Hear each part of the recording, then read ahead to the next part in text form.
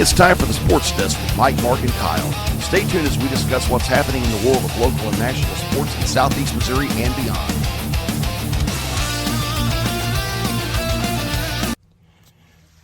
And welcome back to the Sports Desk with Mike, Mark, and Kyle. I'm Mike Bueller. I'm Mark Sanders.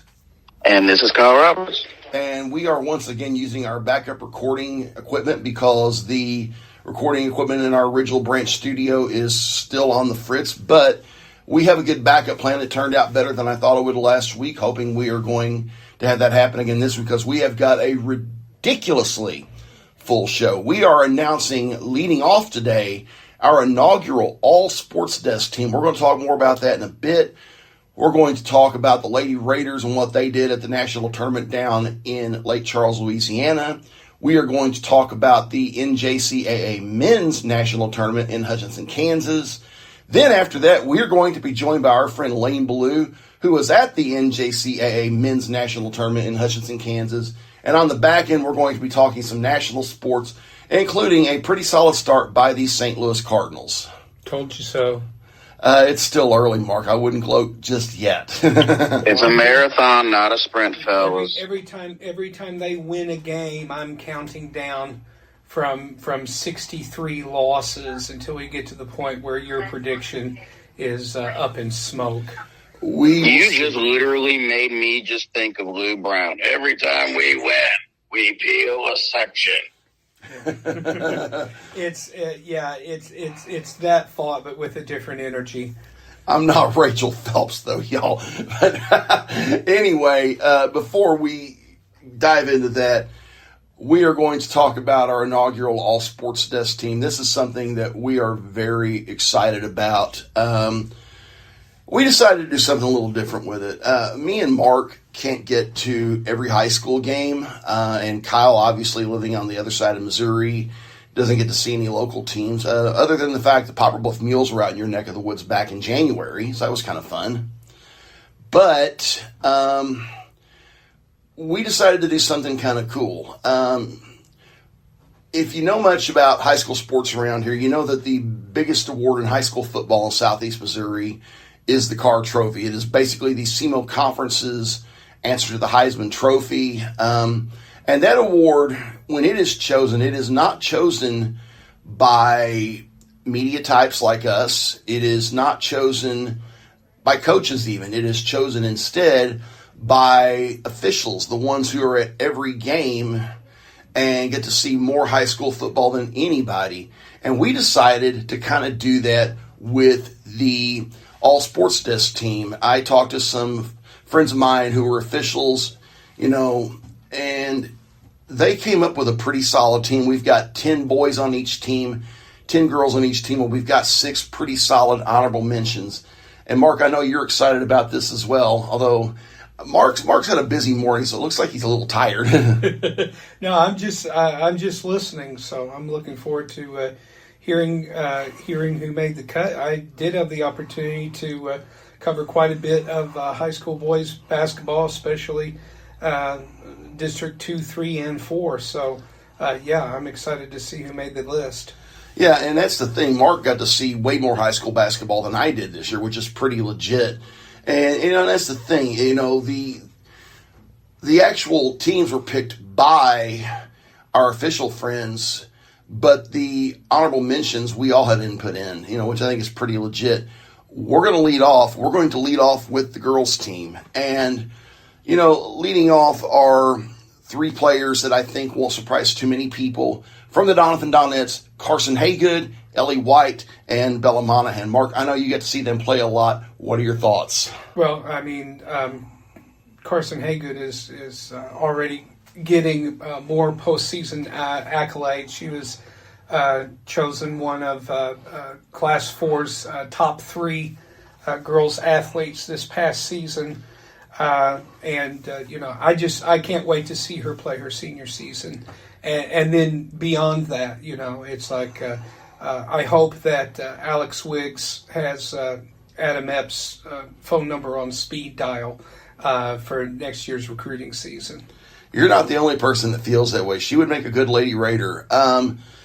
Other people, and I know you got to see a couple of these as well. Parker Ernst from Neelyville. I know you got to see her quite a bit. Elise Edwards from Kennett. I know she made a pretty good impression on you. So I'll let you go from there. Yeah, she's an absolute machine. Her only real disadvantage is her height. I think she's listed at 5'6". She looks like she's about 5'4" out there. So height is really a problem for her moving up to the next level. But I could see a community college or maybe a Division II or Division III university utilizing her skills as a point guard. Her defense is solid, and she plays a completely fearless brand of basketball. If she was 5'7" or 5'8", I think there would be some D1 schools that are looking at her because she's super talented.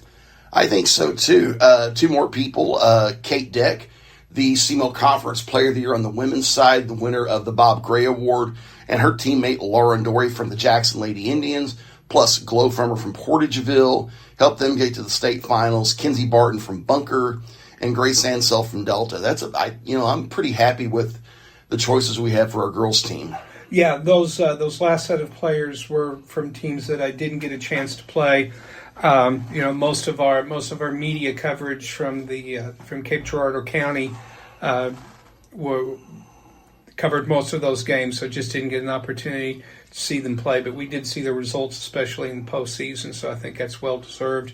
And who do we have on the honorable mention side? Because there's some other players that warrant our recognition here. Yes, and I think you got to see some of them. Jamie Dawson-Knight from Cape Central, Olivia Lou Allen from Kennett, Bree and Kate Rubel, the Rubel twins from St. Vincent. Quick aside there, the Rubel twins are going to be playing beach volleyball in college for Missouri State University out in Springfield. Last but not least, for our honorable mentions, we have Ivy Benson from Twin Rivers and Mariana Mo Minley from the Dexter Lady Bearcats. Yeah, those are all good picks. The Rubel twins were fun to watch. St. Vincent was a really good team. I remember that game they played at Donovan, and that was just such a great matchup of two powerhouse teams. Unfortunately for St. Vincent, they ran into another powerhouse in Principia, who I have good word are going to be moving up to Class 4 next season. So that's really going to shake up the postseason in Class 4 basketball, boys and girls, to say the least.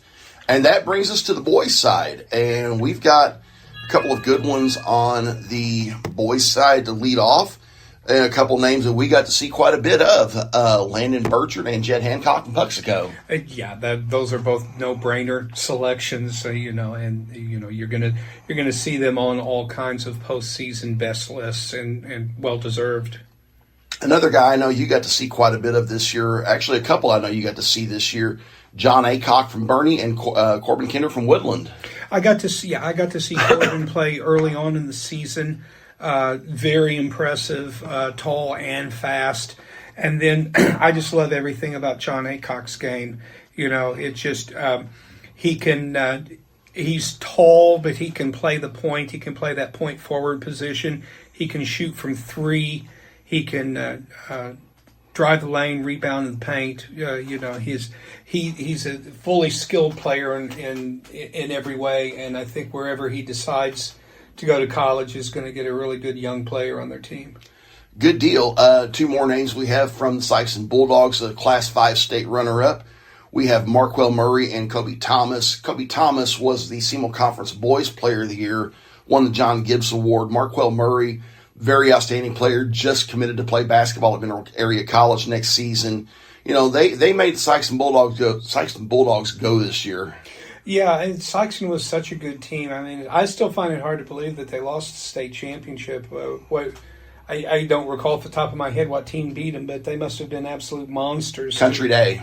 That tells you, do I need to complain again about the disparity between private school athletic programs and public school athletic programs in the Missouri State High School Athletic Association? I don't think I do, because I've done it enough times to say that private schools have an absolute unfair advantage in terms of recruiting and who they can get to put on those teams. That would be a good topic for a show in the near future. In fact, I think let's put that on our calendar, or at least kind of in a floating area till we can get a date pinned down. That brings us, we got name number 7. I know a guy you got to see play in the state quarterfinals from the Bunker Eagles, Brennan Malloy. Yeah, Brennan didn't have a great game against Cooter, but he did hit some huge free throws late in the game to really ice that. So, his performance in the Final Four certainly rose to the occasion and also measured up to his previous performance in bringing Bunker their first state title in boys basketball. Indeed. We had Brennan and his parents on the show last month. Brennan's mom is a former Lady Raider, the former Melissa Scott. Would not mind seeing Brennan Malloy being a Raider basketball player after he graduates from high school next spring. Well, yeah, I mean, and that's the other thing that Bunker has to look forward to is Brennan's coming back for his senior season, so coming back to defend that state title, and Bunker's going to really be a team to watch next year.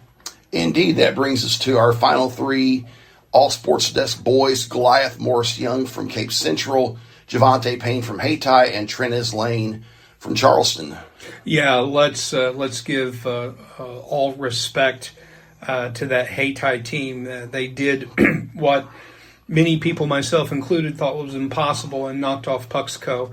And unfortunately, they fell short in the final championship game as well. But it certainly was a stellar season for the Hayti Indians. Yes, it was. And for our honorable mentions, we have Hayes Townsley from Van Buren, John Ernst from the Jackson Indians, DJ Walton from Scott City, John Sepulvedo from Dexter, CJ Wallace from Delta C7, and Quan McVeigh from Caruthersville. The one player in there I think was the name that I mentioned was John Sepulveda. I mean, he was he did so many good things for Dexter. We've talked about how Dexter's going to be up and coming. They did lose a few big seniors with John and Devin Turnbow, but they've got Kyle Nichols, who's just a freshman, and he just had a great season. So I think Dexter is going to be really, really strong again in Class 4 next season, even though they're losing a lot of power in their senior leadership. Indeed, and it's going to be fun to watch. It's been a fun basketball season this year. It's hard to believe that it's over, both at the high school level and at the junior college level. Like I said, it's hard to believe it's over. But when we come back, we are going to be talking about the end of the junior college basketball season here on the Sports Desk with Mike, Mark, and Kyle. This is Three Rivers men's basketball coach Robert Kirby, and you are listening to the Sports Desk with Mike, Mark, and Kyle. And welcome back to the Sports Desk with Mike, Mark, and Kyle. We're going to talk some junior college basketball now. We're wrapping up the season. We wrapped up the Raider men last week. This week we are wrapping up the Lady Raiders, who finished their season for the 6th year in a row at the NJCAA Women's National Tournament this year. It was in Lake Charles, Louisiana. And the Lady Raiders, some people were surprised they even made the tournament. Well, they didn't just make the tournament. They opened with a first-round win and ended up making it to the round of 16 before losing to an eventual Final Four team. Yeah, that game against Clarendon was really close. They had a small lead at halftime, and were really in that game up until the last minute. I did not get a chance to see the end of the game or hear the play-by-play. I was just following the score on the internet, but they were within a 3-point shot of tying that game up at the end until Clarendon. It looked like apparently Clarendon made a couple of free throws to make it a 5-point victory. They would go on to defeat the Hutchinson team and then eventually falling in the Final Four to New Mexico, who lost to Eastern Arizona for the NJCAA championship. So the Lady Raiders are really close. I think that we can take a lot of hope out of this season, in that this is a team that is dominated by freshmen. Coach Wiggs is not going to lose. I think he's going to lose 2 senior starters to graduation this year. Denia Ross is graduating. Caitlin Lord's graduating. Kira Neal. Courtney Blewett is also graduating. Okay, but we're Tristan Spearman and Lynn Reith. But yeah, so. But we're talking maybe 2 starters and then our sixth player off the bench. They're graduating some people, but they do have a lot that are available to return. Lady Raiders could be 1 or 2 pieces away from being a legit, top 5 team next season that's going to be right in the hunt for a national championship. They had a couple of girls who got hurt before the season started who will be redshirt freshmen next year. I think we also had a couple of big players who were injured late in the season and didn't get back in the mix until right at the very end, including Amelia Corsonetti. Yes, she got back in time for the region tournament and ended up, having a big hand in the Lady Raiders getting to the national tournament by upsetting State Fair in the championship. State Fair also made it to the round of 16. They ended up getting beat by Walter State, who fell to New Mexico Junior College in the quarterfinals. A little bit of cool trivia. Eastern Arizona, the team that ended up winning it all, has one of the cooler and more exotic nicknames in all of sports. They are the Gila Monsters. Well, that sounds appropriate for Eastern Arizona.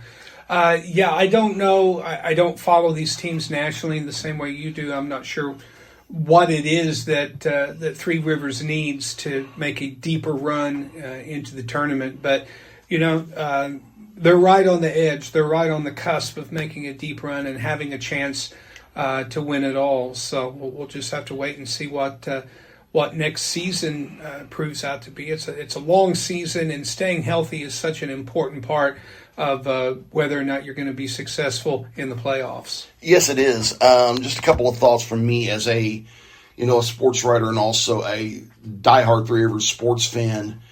The Lady Raiders, obviously, in my opinion, I think they could use another, inside player to fill the shoes of Caitlin Lord, who did really good for us this year.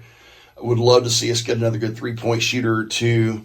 And I think it's going to be interesting to see. Like I said, we have a couple of girls that got hurt before the season that I think would have made big differences for us. They should be back next season. And I'm excited to see what Alex Wiggs and company is going to do next season.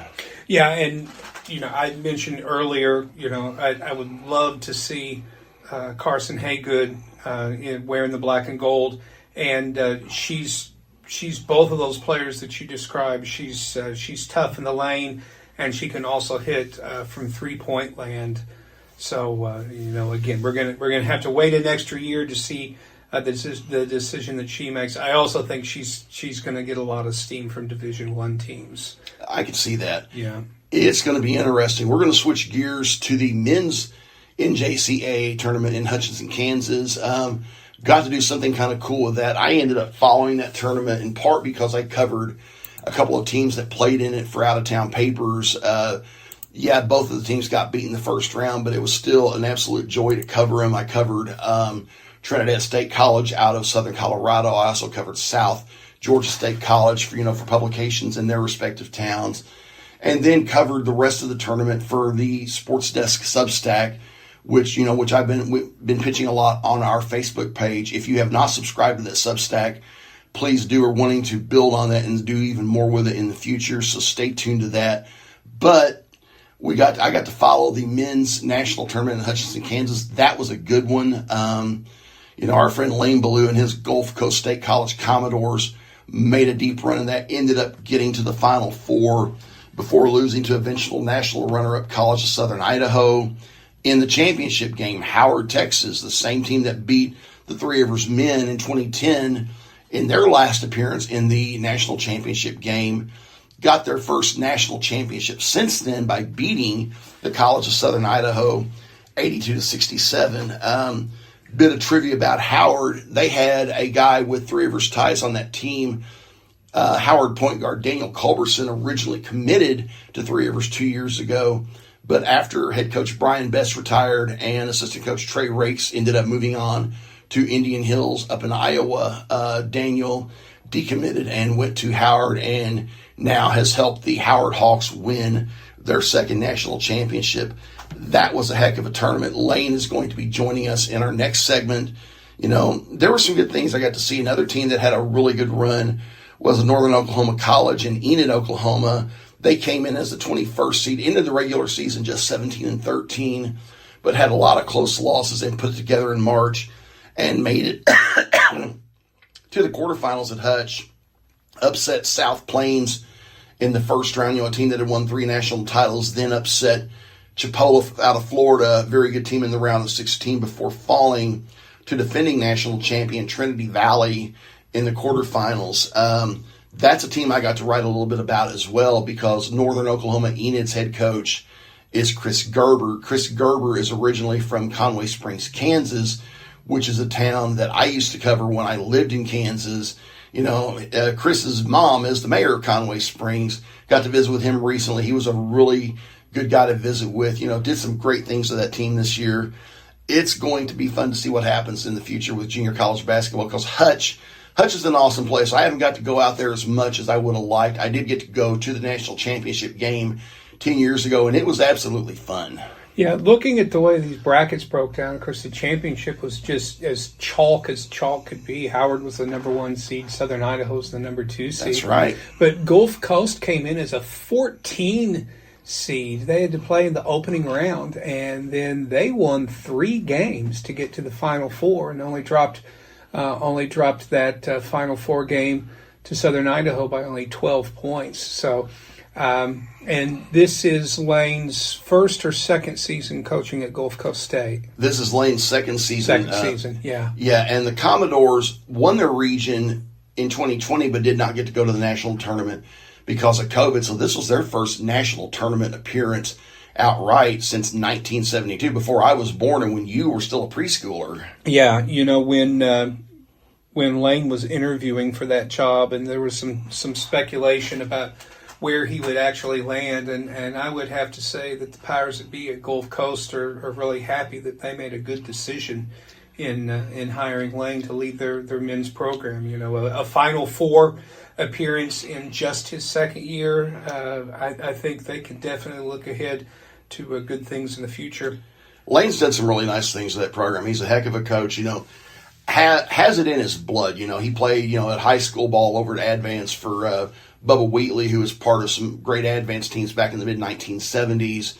Then after Lane graduated, came here and played 2 years for Coach Bess, and then went down to Ole Miss, got the experience of SEC college basketball, and has done some really nice things. Even more so, he's not even 30 yet. Yeah, it's funny, for those of you who don't live in Southeast Missouri but are listening to this podcast, when we mention Advance, if you've ever seen the movie Hoosiers, think Hickory High School. Because Advance has a total population, I think, of less than 300 people. It is not a big town at all. It's barely a village, and yet they've produced some really good players and now a championship level head coach.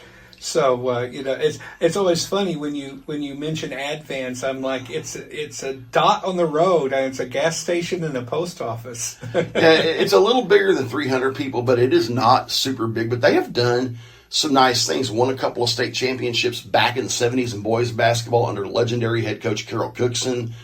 Carol's son, the late Steve Cookson, was the point guard on some of those teams. We lost Steve last year. Steve was my friend. I missed that guy. Yeah, and he was also a local tie because he, I think, had 1 or 2 terms on the Three Rivers Board of Trustees. He did. And also represented us in Jefferson City as one of our state representatives here in this area. That is right. Also played for Coach Bess, after finishing his career at Advance. And, of course, now Advance has gotten very well known for their volleyball teams. Head coach Aaron Hoffman has done a legit job coaching the Lady Hornets. This past season was the first time in a decade that they did not win a district championship, and they have played in the district finals like 10 years in a row now. And they got enough coming back that they'll probably be right in it again. Okay, and my apologies to the good citizens of Advance. The 2020 census put your population at 1,349. So. Again, my apologies on that. Little bit bigger than Hickory, Indiana. Bit of cool trivia. Advance is going to be sending one of the baseball players to Three Rivers. Earlier this week, it was announced that outstanding catcher and pitcher Jamison Hamlin has committed to play for the Raiders, and head coach Matt Palmer. It's going to be fun to see a little more Advance representation here at Three Rivers. Yeah. What's next? When we come back, we will be joined by Lane Ballou here on the Sports Desk with Mike, Mark, and Kyle. This is Three Rivers College women's basketball coach Alex Wiggs, and you are listening to the Sports Desk with Mike, Mark, and Kyle.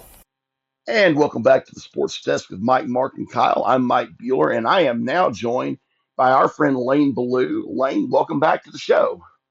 Hey, thank you, Mike. Appreciate you having me on.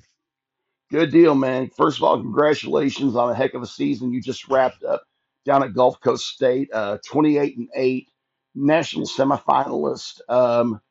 One of the, if not the best season in school history for you guys. I know you're still feeling pretty good. I'll let you go from there.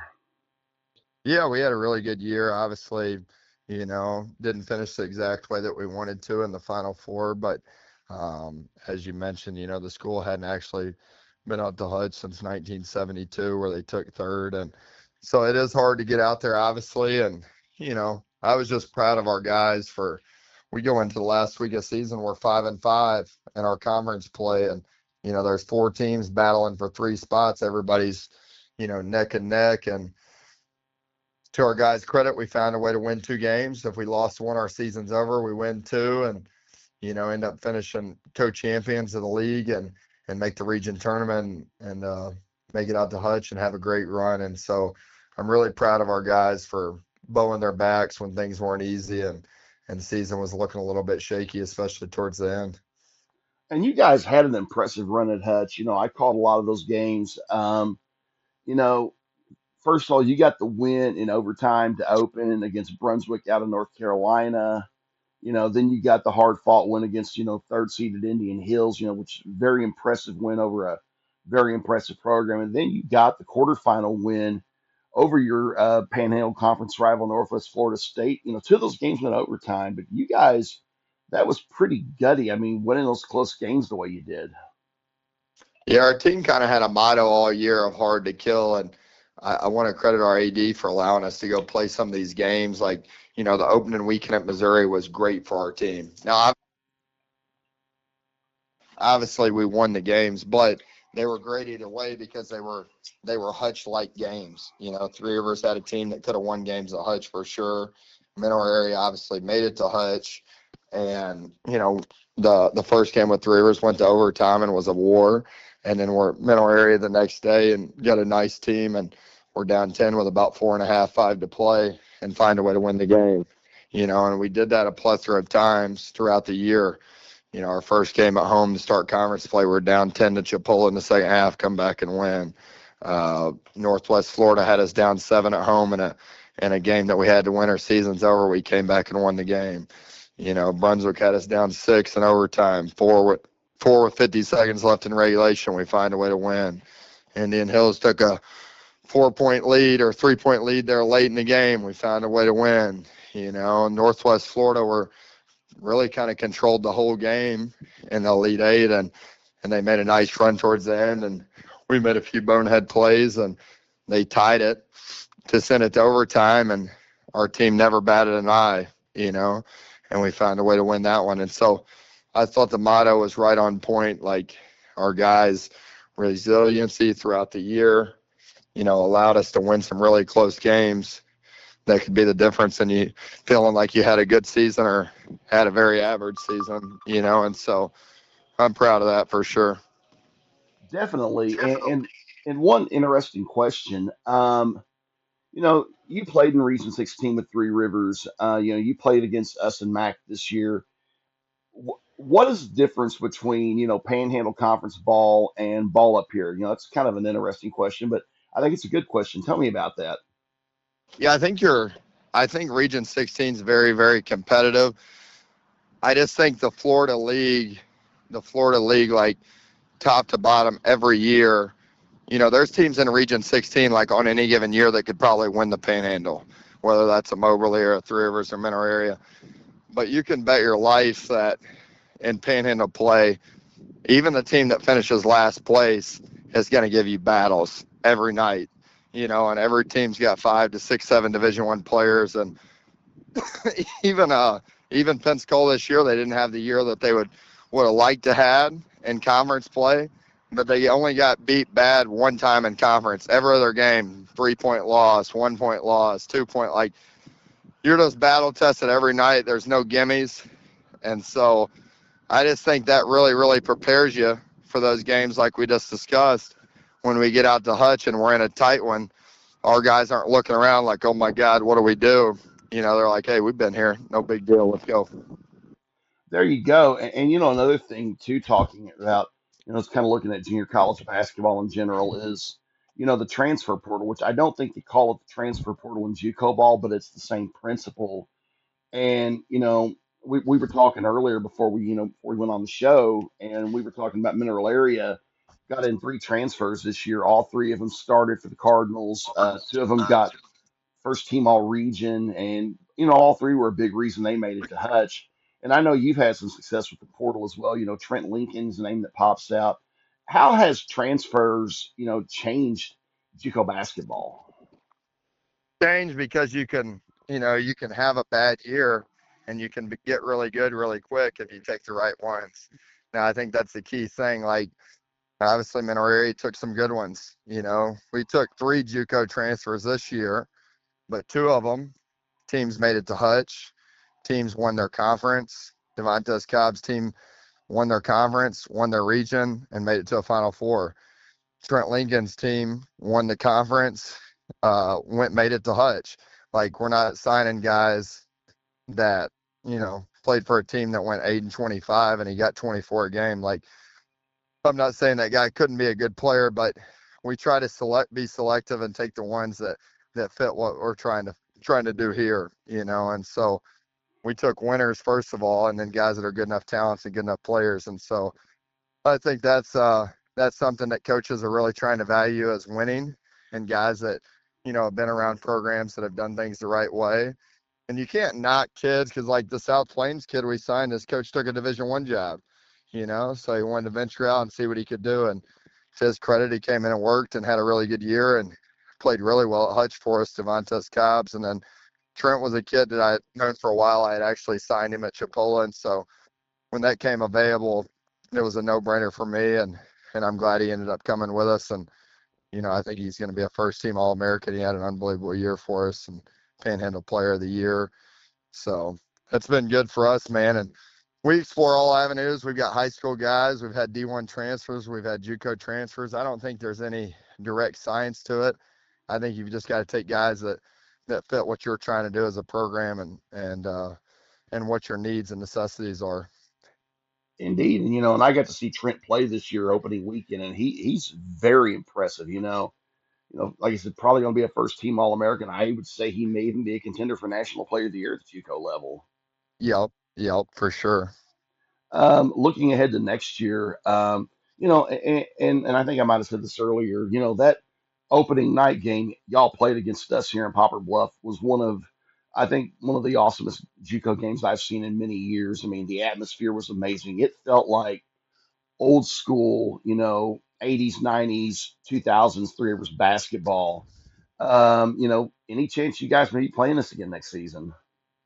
I hope so. I talked with Coach Kirby, and we had talked about maybe, if we come there one year, they come with us next year, and he'll definitely honor that. I know they did that with Jones last year, and if it makes sense for us to come there, then we can. But I would expect Three Rivers probably to come to us this year, and then we'd be flipped for the following season. But that was a great event for us, and obviously I know we won the games, but it would have been good either way just because of the quality of teams and coaching that we got to play against that opening weekend. And I think it kind of shaped our season because, we only had 3 sophomores. Everybody else was freshmen.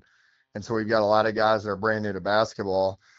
Some people like to ease their way into it, stack a couple wins and play maybe some lesser talents, whatever. And we went up there and played 2 teams that are national teams. And I thought it opened our guys' eyes like, man, this is what it's about right here, and kind of set the tone for our season. There you go. And that is Lane Ballou. And you are listening to the Sports Desk with Mike, Mark, and Kyle. This is Tony Webb, and you're listening to the Sports Desk with Mike, Mark, and Kyle. And we are back on the Sports Desk with Mike, Mark, and Kyle. We are turning our attention to national sports, and we're going to start with the closest national team to us, the St. Louis Cardinals, who are off to a pretty solid start. They have won 2 out of 3 in each of their first 2 series. They are sitting at 4-2 on the year.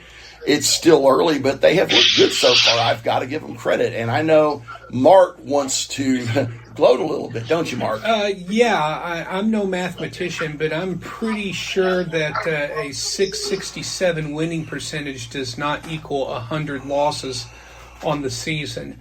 I understand the inclination to go out there and make a hot take, but I really think that.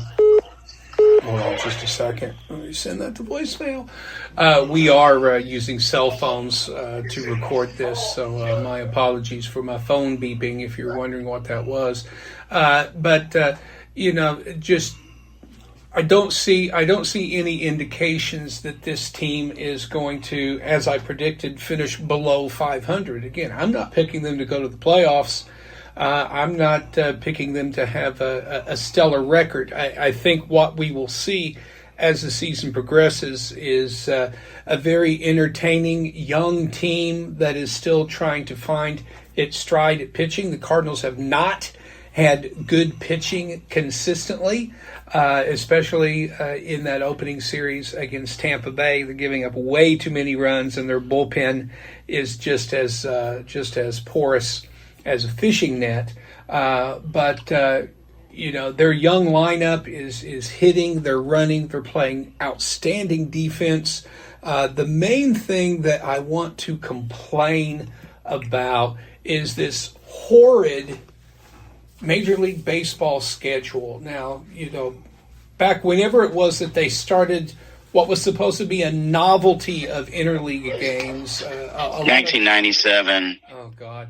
A lot of purists, were kind of disappointed about that. I thought that it would be interesting for some cross-league regional rivalries, like between the Cardinals and the Kansas City Royals or the Chicago White Sox, in addition to the Cubs.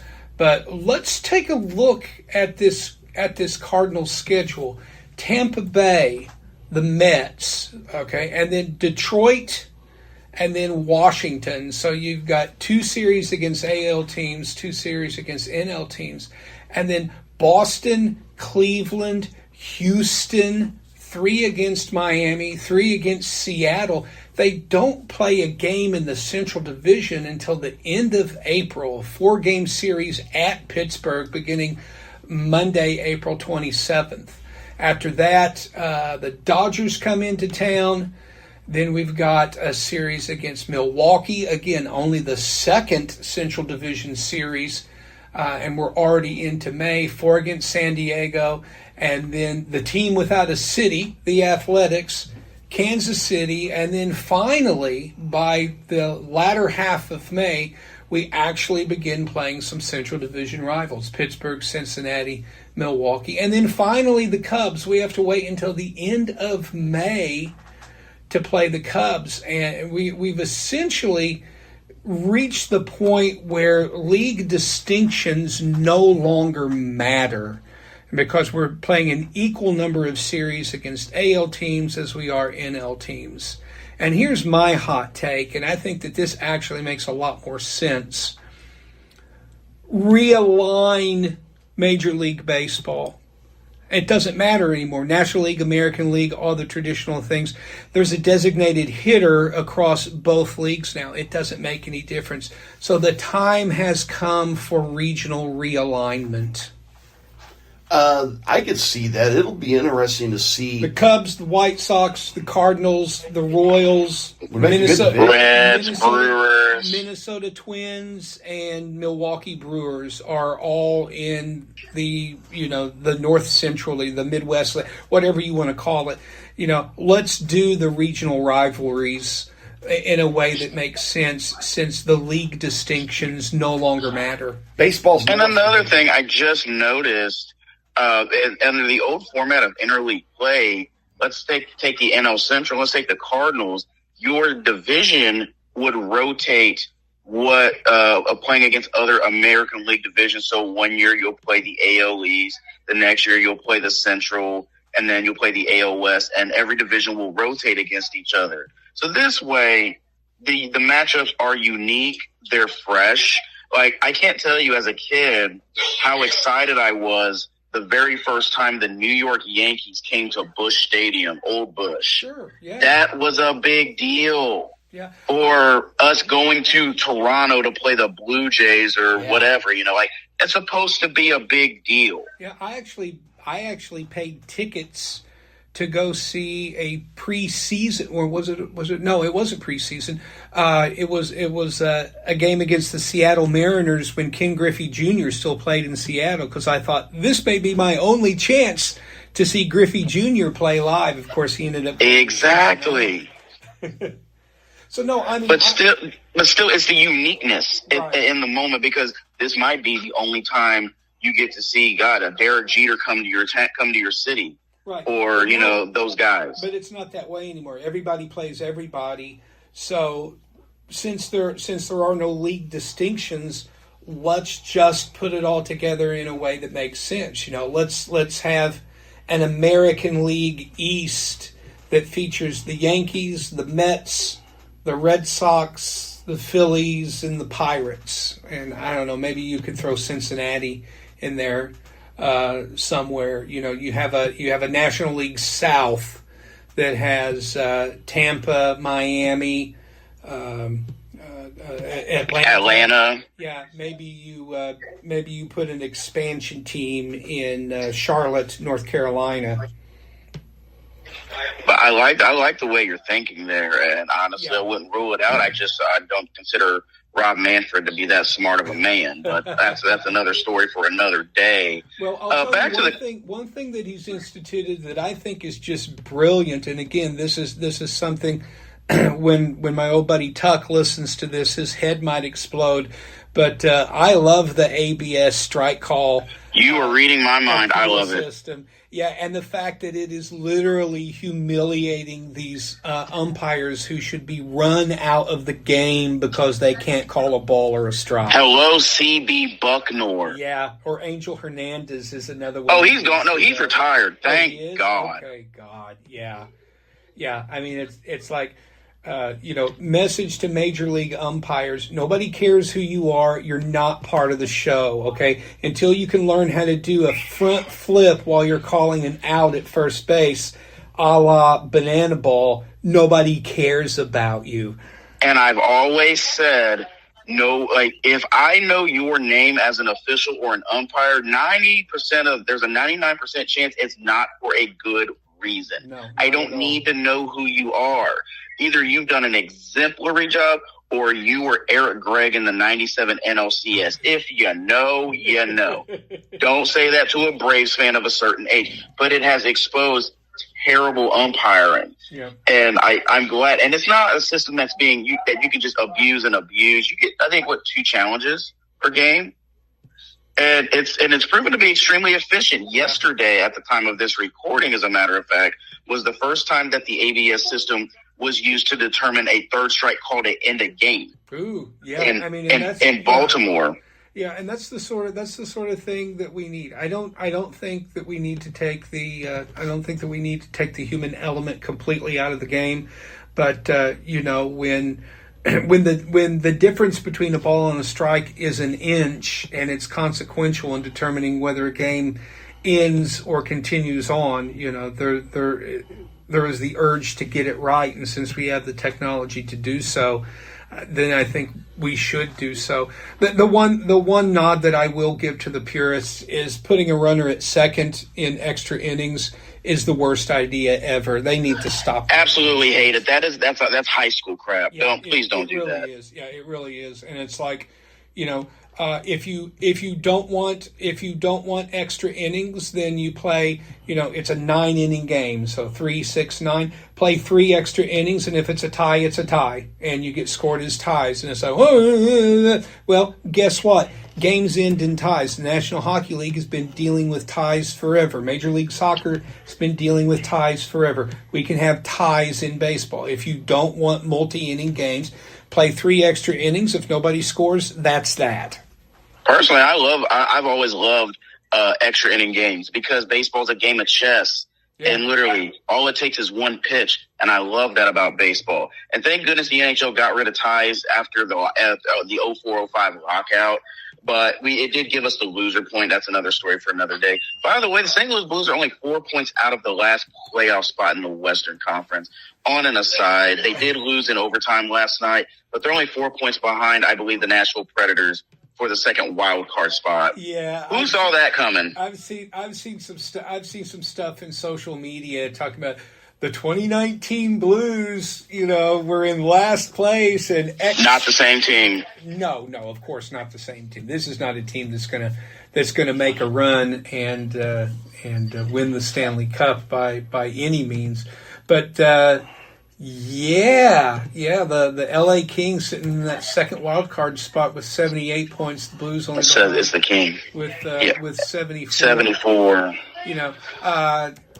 They have a negative 38 goal differential. I don't think that any team with a negative goal differential should even be allowed in the playoffs. It's no joke. It's here's the imbalance. Make that. Yeah, I don't even. Let's see. No, they've played. How many games they have left? 10 games left in the season. Let me pull that up real quick. And while we're doing that. We have 8 games left, but as also a shout out to rookie Jimmy Snuggerud was named NHL Rookie of the Month. 15 points over the last 30 days. So shout out to Snuggy. The team is developing nicely. They are finding their stride, but let's be honest. If you look at them, and honestly, the Western Conference is top heavy and not that deep this year. They're not anybody that you're going to fear if you're any type of contender. I'm sorry to cut in, but Kyle, we talked about this last night. Mark was wondering what the heck I was pointing at. And what I'm pointing at is at the top of the Atlantic Division in the Eastern Conference. Kyle, I know you got some thoughts on that. Buffalo Sabres. I'm excited. With a win tonight, one of my childhood favorite teams ends the longest active postseason drought in North American professional sports, unfortunately tied with the New York Jets. Suck. The Buffalo Sabres, with a win over the Ottawa Senators, will end their 16-year postseason drought. They've already clinched their first 100-point season since that last postseason berth in 2009-10, and everyone was saying, oh, why didn't Colton Parayko accept the trade to the Sabres? They didn't need him. That's why. That team is heavy. They are young. They are big. They are not fun to play against. They can score goals, but for the first time since well before my daughter was born, they have goaltending up there. And I said once they got on, because they, I believe they are 18-3-2 since the Olympic break. They are a literal wagon right now. And coincidentally, their leading scorer is a former first-round pick of the St. Louis Blues. Mm-hmm. And TNT Tage Thompson, and I always have to tell myself, it was worth the cup. The trade was worth the cup because it got us Ryan O'Reilly. I have to remind myself of this constantly. Stop making deals with the Buffalo Sabres. But I'm super stoked about that. The bottom line is, and also just looking at the Eastern Conference, 86 points right now doesn't put you in the playoffs. That's how stacked the Eastern Conference is compared to the West, where 78 points right now has you in. The Flyers are at 86. They are not a playoff team. So maybe similar, Mark, to what you were talking about with just opening up things when it comes to Major League Baseball and realignment. Dear Gary Bettman, first off, never liked you. In case I've never made that point clear on the show before. Nobody does. Complete stooge. But if anything, just first off, nobody likes the current playoff format where it's division, top 3 in the divisions and 2 wild cards because you get the same matchups every year. Yeah. Go back to 1 through 8, but it is the top 16 total points, period. You have 32 teams. Top 16, and you cut off there. Yeah, and your top 8 get their home ice advantages, and then so on, so forth. Yeah. So if that were the case, you'd have the Colorado Avalanche playing the LA Kings in the first round. They have 108 points. LA's got 78, and so on and so forth. I prefer that. It would create some unique ass playoff matchups. Yeah, and it's the same argument that we make in the NFL, where a team can finish with 13 or 14 wins, but if they're in a good division, they're a wild card team, and they have to go on the road and play the like the 7-9 Tampa Bay Buccaneers on the road. Speaking of the NFL, yes. Oh my gosh, Kirk Cousins, the guys go. Yes, Kirk Cousins is the GOAT of the NFL when it comes to getting ridiculously overpaid, guaranteed contracts. The Las Vegas Raiders, who are doing nothing to dissuade people's opinions that they are one of the worst-run organizations in professional sports, are guaranteeing Kirk Cousins $20 million to be their potential starting quarterback. For just 1 year? Well, yeah. It is a club option for 2 years at $80 million and could be worth up to $172 million over 5 years. I should have played football, guys. This is just amazing. Compare this. There was a lot of buzz before free agency about whether the Vikings would be interested in bringing back Kirk Cousins as competition in that quarterback room. Now, consider this. They will be paying Kyler Murray $1.3 million to be their starting quarterback, and he will be throwing to the likes of Justin Jefferson, Jordan Addison. Shout out to that fifth-year option that the Vikings picked up on him. And acting general manager Rob Brzezinski just shrugged his shoulders and well, yeah, of course we picked up his 5-year option. He's a fantastic receiver, And frankly, I don't want to hear about, quote, all the trouble that he's been in. He's had a couple, two incidents. That thing in the casino from earlier this season turned out to be a great big nothing burger. I think that was just a case of somebody running into the wrong deputy sheriff on the wrong night, as far as that goes. But anyway, Kyler Murray is in a much better position to be successful with the Vikings than you're going to see with Cousins playing for the Raiders. And the Raiders still have the same problem that they've had for the past previous seasons, and they better address it in the draft, is how are you going to protect your quarterback? Cousins is not mobile, and if he ends up getting killed out there, then you've got Aiden O'Connell coming in, and then when he gets killed, you're going to have to throw your rookie number 1 pick, Fernando Mendoza, out there to get killed. The offensive line is the problem with the Raiders. It's also why they can't get any value out of last year's first-round pick, their star running back. I also got to say, and this is a big shout-out to my boss at my job, Chris, who's a lifelong diehard Atlanta Falcons fan, and he also lost his mind over their new unis. He straight up said Kirk Cousins' agent needs to be inducted into the Pro Football Hall of Fame. Absolutely. What are we doing here? This is literally insane. And here is a ridiculous number for y'all listening to the show. This is the 11th consecutive season Kirk Cousins will have a fully guaranteed contract. That means this man has had more consecutive guaranteed contracts than Peyton Manning and Tom Brady. Yeah, absolutely. What is wrong with what I just said? Well, the thing of it is, it's Cousins has to have his contract guaranteed, because if he's on a pay-for-play basis, he's going to be making... He ain't getting paid. No, he's only going to be making the league minimum. But you're talking about a league in which quality starting quarterbacks are literally at a premium. So what are you going to do? Because the fact that Cousins signed with Las Vegas means that Pittsburgh is probably stuck trotting out the rotting corpse of Aaron Rodgers back under center for another season. It also makes them the favorites to reach for Ty Simpson with their first-round pick at number 21, hoping that he can come in and learn a little something from what's left of Rodgers, should he condescend to teach the kid how to play. But that's who I'm mocking at 21 to the Steelers right now. And who knows, they may even trade up a few picks to take Simpson even higher.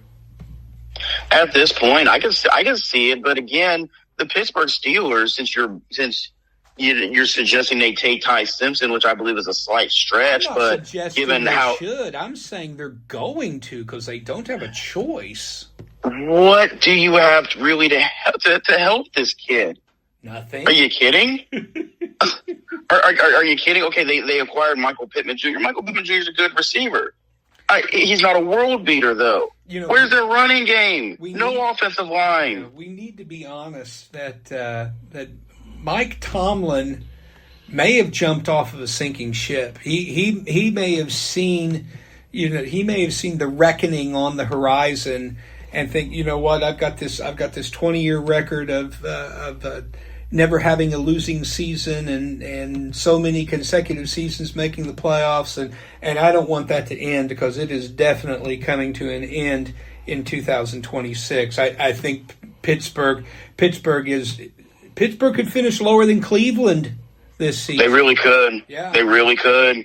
I watched a lot of Browns football. I am a masochist, I know. But just from the eye test, Cleveland at times looked like they could have been a better football team than the Pittsburgh Steelers. The difference is the Browns are so inexperienced offensively, they didn't know how to win games. At least the Steelers had some guys with experience that knew how to win games, even if it was butt ugly. Hey, you mentioned the Falcons. Are the Falcons expecting Michael Penix Jr. to be healthy enough to start this year? And if not, I believe so. What's their plan B at quarterback? It's Tua. Oh my God! They don't have anybody. They don't have anybody else, and I genuinely do believe that Tua is there because he's another left-handed quarterback that they can practice against, and he's a great locker room guy. They did not bring him in with the intention of playing. And dear God, if he does, because put him in bubble wrap. Tua is one blindside sack away from eating all of his meals through a straw. Yikes. It's like you cannot put him out there. Oh, my God. I wouldn't draft another quarterback, like a late-round body. I would go get another decent veteran guy who has, the number one thing, they don't even have to have all that much ability. They just have to have durability. Name a decent veteran guy who's available. I can't right now because there really aren't any. But Jimmy G, Jimmy Garoppolo. They cannot have my professional male model from the LA Rams. Yeah. I will say this. He's a good looking dude. He looks great in pads. Not in 2026. Yeah. Don't put him on your football field. Yeah. But in Atlanta's case, and they're a team that they look pretty sexy on paper when you look at their parts.